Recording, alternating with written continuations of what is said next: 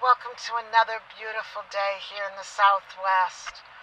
If you're at all familiar with some of my videos, especially some of my recent videos, you know that I spend a lot of time in the area between Yuma and Brawley and Bombay Beach, and I just love this area. I try to stick around Yuma because I really like Yuma, and it's a little warmer during the winter, but it's getting a little toasty. This is the first week in March, and it is getting a little warmer than there are days when it's a little warmer than you really feel comfortable. It's unusual for it to be this warm this quick, but so anyway, that allows me to get out and start doing some adventuring and exploring.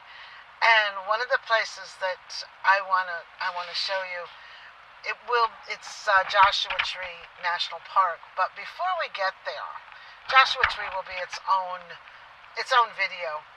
Before we get there, there's this very special place that if you go up the eastern shore of California 111, you get to see what it looks like.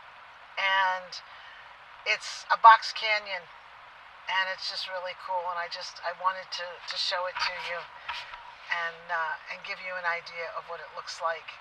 So let's go. This is really cool. Thanks for watching. I really enjoyed bringing this to you. This is one of those places I like to share with friends. So until next time, I'll see you down the road. The Salton Sea was created unintentionally. It was formed between 1905 and 1907 when the Colorado River breached the engineered irrigation canals in Southern California. The water filled the Salton Basin, which sits 227 feet below sea level, with no outlet to the ocean. For 2 years, the river flowed into the desert basin, flooding farmland and submerging towns. After the breach was repaired, closing off its only natural intake, the sea was sustained by farmland runoff.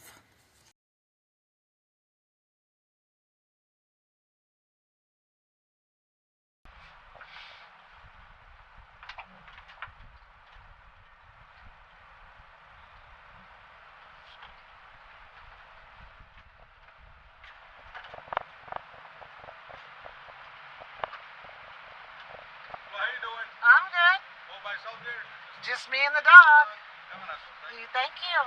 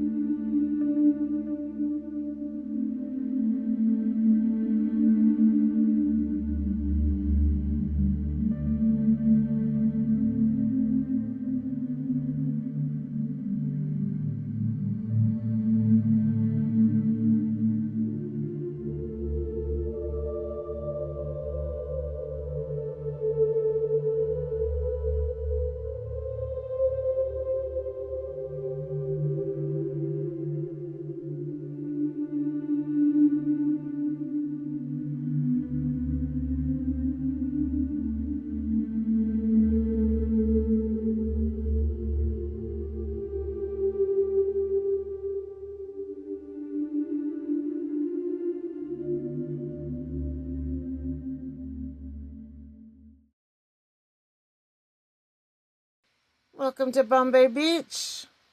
Bombay Beach was originally established in 1929. It's remarkable as the lowest community in the U.S. and the lowest settlement in North America, located at 223 feet below sea level.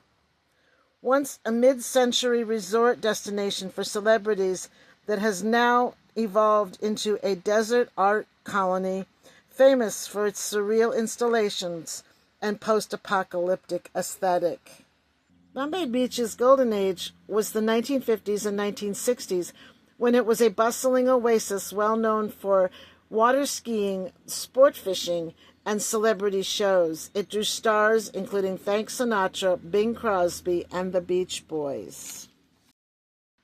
And you're going to see on the right is, actually, I believe it's state campground land that is not being used. And I believe, I had originally thought that the trees had been planted by the residents of Bombay Beach, but apparently I was told that that's the state of California that planted those trees.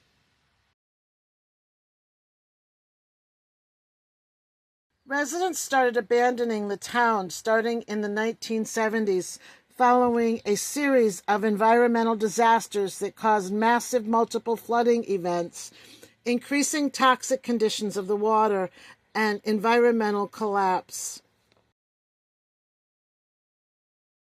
The protective berm was built in the latter 1970s following a series of storms that caused the water levels in the Salton Sea to flood the shoreline and much of the town. With no natural or artificial intake, currently the sea is losing a surface area at a rate of over 2,000 acres per year.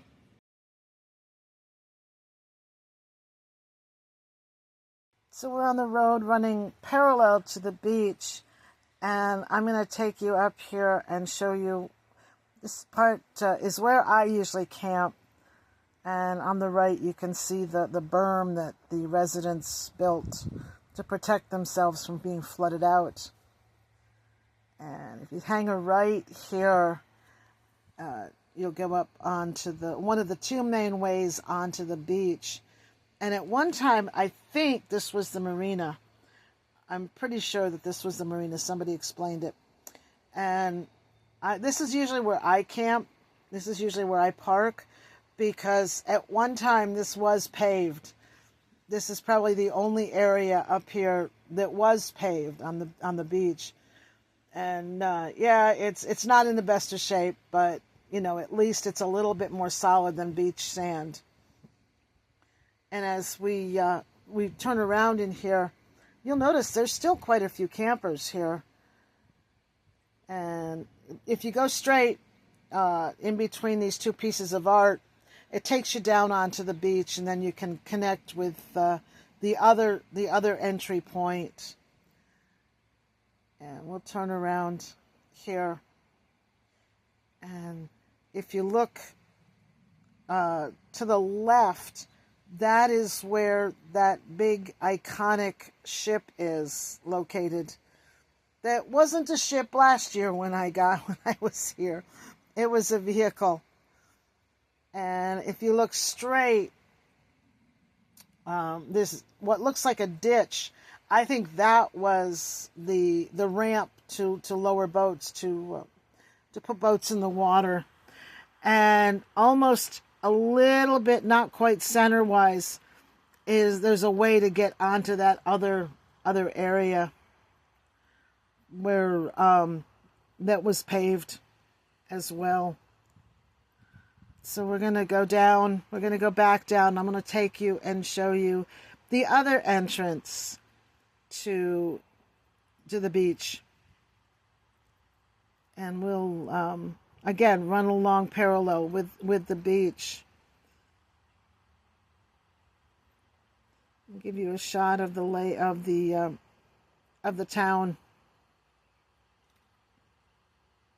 We're going to hang a right here.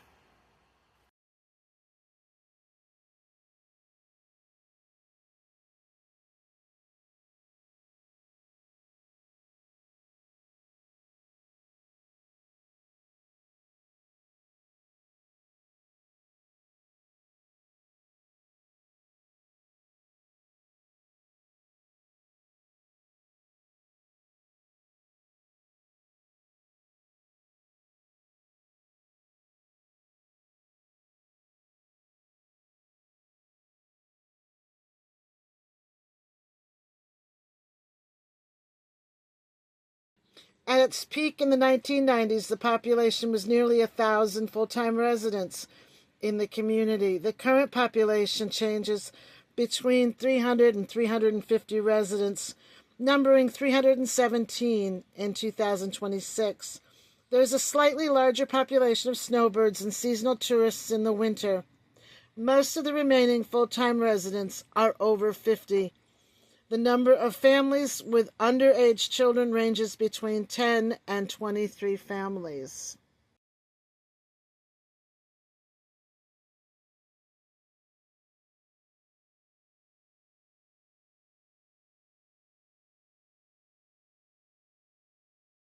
There's a lot of artists here. A lot of the people that have stayed and have moved in are, I would say, quirky artists. But that's really cool. I've met a few of the legal residents here, and they've all been very, very nice. So we're going to hang a right here, and I'll run you out onto the beach. And we're not going to stay. We're just going to go out and come back in. You can see pieces of art, some of the art installations all over. There's a lot of them down this way. And including the little boy that's sitting on the top of a roof of his burned out or bombed out house, which I think is really, really thought-provoking. The miner is down this way, and the guy that I think was on a ship. I think he looks like he was on a ship. He's down here too. And we'll get down here, and I'll show you the turnaround place. And to the right, that's basically camping. That's where they allow camping. Some of the parcels to the left have actually been sold. I'm not sure who would want to buy this close to the water, because again, it's not the cleanest. The drying algae is not safe. But there are people that are buying some of these little lots over there, and we're gonna head back out and go around. To the right over here, beyond this white bus, there used to be an underground bar. It was called the Metro. I don't know if it's still in operation. It wasn't when I was there. The couple of times that I was there, it wasn't in operation. So I don't know if it's got certain hours or certain days, or they're whatever they're doing. But it wasn't in operation. We're coming around, and you can see where a lot of these houses haven't been. There's nothing been done to them since the other residents left. Probably they've probably been empty for years, and yet you keep going, and you kind of wander around here. You can see a lot of properties where people have either moved in, or the full-time residents have actually started to kind of rebuild and kind of fix up their properties. It's pretty cool. Some of them are putting in gardens, some of them are putting in trees, some of them are fixing up the properties. One of the guys that I met when I was here, he's living in a green box van, and he pays his way by helping out. He's a handyman, and he kind of works for some of the guys, some of the people in the area, does handyman work. He was really nice,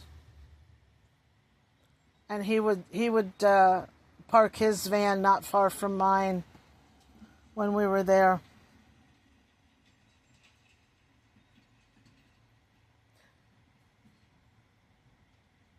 I think there's a museum too on in one of these buildings, I think there's a museum, kind of, for what passes for a museum. I know there's a community center. And like I said, some of these houses, they've been doing some absolutely, some really good work, and I'm really glad to see that, at least you're doing what you can. And it's obvious some of these places will probably never be restored or rebuilt.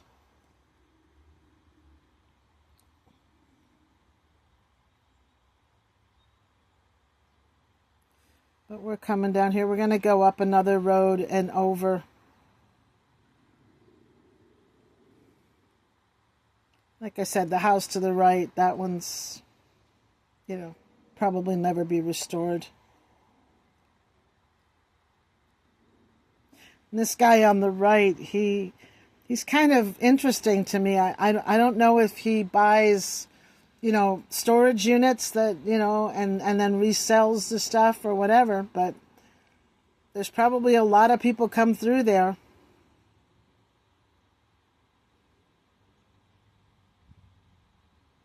I think the gray building might be what is called a museum too.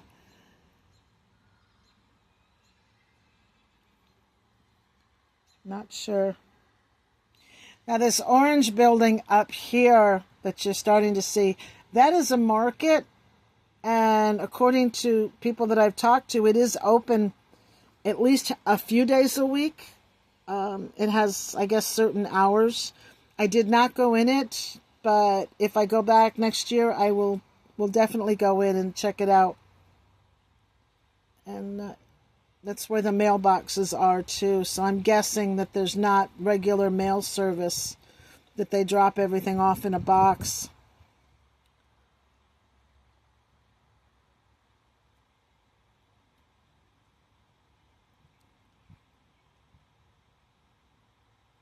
But again, varying degrees of restoration. And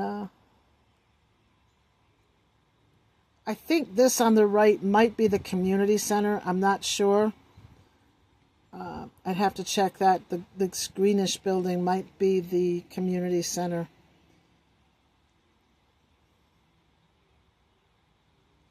As we drive along here.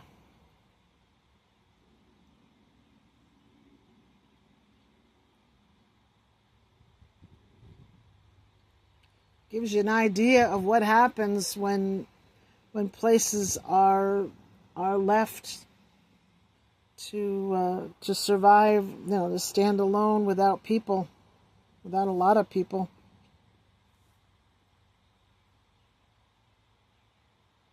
Reminds me of that TV series, Life Without People.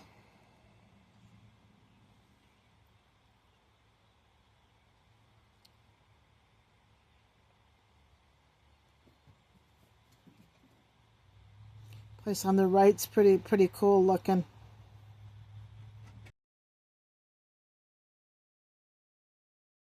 Take a left up here. Like I said, those bougainvillea, boy, I can't believe how much they grow here.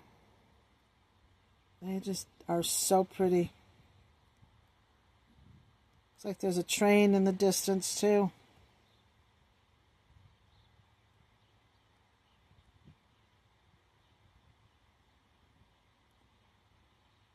I'm going to turn again.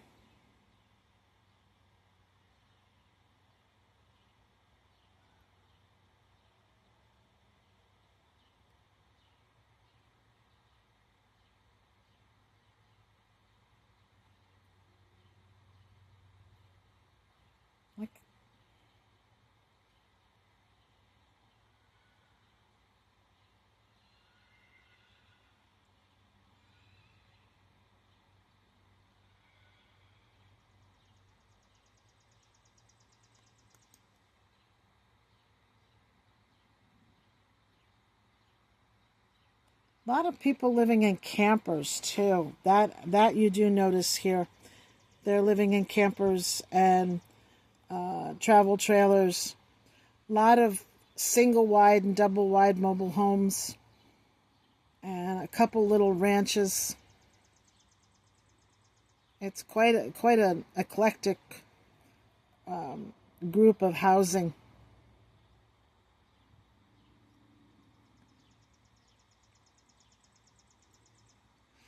Coming up on the right, we should be coming to the Ski Inn up here.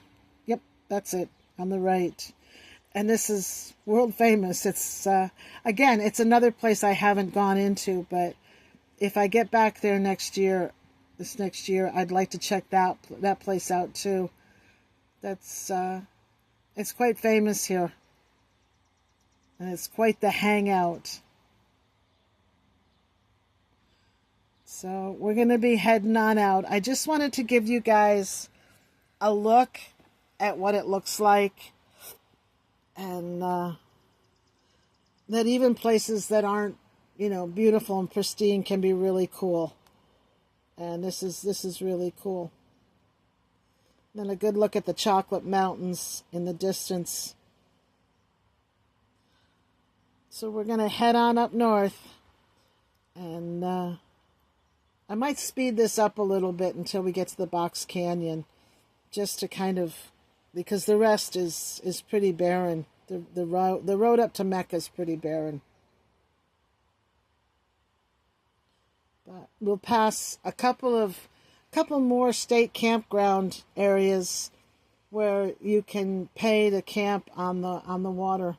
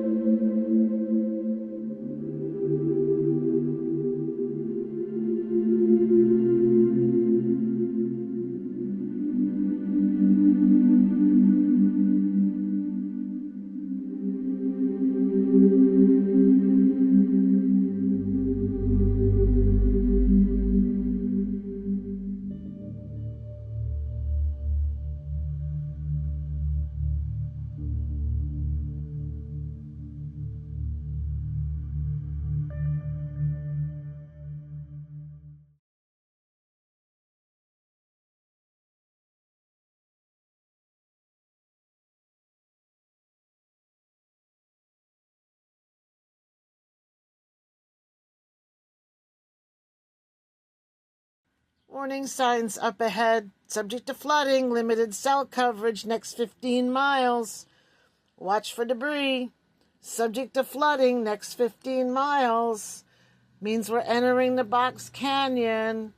Can't wait to show this to you. This is really, really beautiful in here. So you're going to really like this drive through Box Canyon. It is really beautiful. And it's about 20-ish miles. And most of it is canyon. It is absolutely gorgeous. It is public land. So one of the things to note is that you can actually camp here for free. 14 days. It follows the rules of most BLM places. It's 14 days. The one thing they do warn you about, though, is that the sand on the side is very soft and very deep, and they recommend that you have 4-wheel drive. Or if you really want to camp and you don't have 4-wheel drive, get out of your vehicle and walk it on foot and check it out, because you could really easily get stuck here. The sand is really soft and really deep, but it is a place where you can camp. But for us, for Bodie and I, the plan is to get to Cottonwood. The entrance to Joshua Tree is that this particular entrance is Cottonwood, and there's a lot of free boondock parking, camping right outside the gate and the entrance. It's very popular, so it's a little tricky sometimes finding a really good spot. But it is March, so a lot of the people have moved on. But that's our goal, is to get there and get set up. So we took this ride pretty slowly, and I stopped about 6 times to let cars behind me go. And I probably stopped another dozen or so times to take pictures. It's just really that pretty. I hope you enjoy it as much as I enjoyed bringing this to you, because, like I said, this was totally unexpected to see in the middle of the desert, and to be able to drive through it rather than a place like the Grand Canyon where you drive around it. This is special.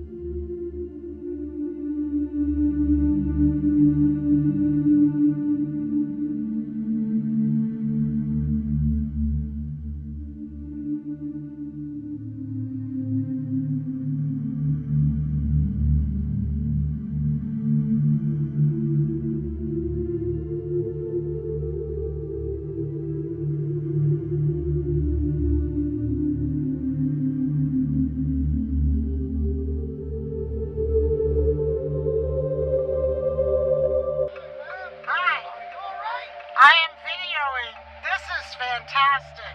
Hell no, for me, I've been getting this damn picture all my life. Oh my God, I come from the Adirondacks where there's a lake around every corner.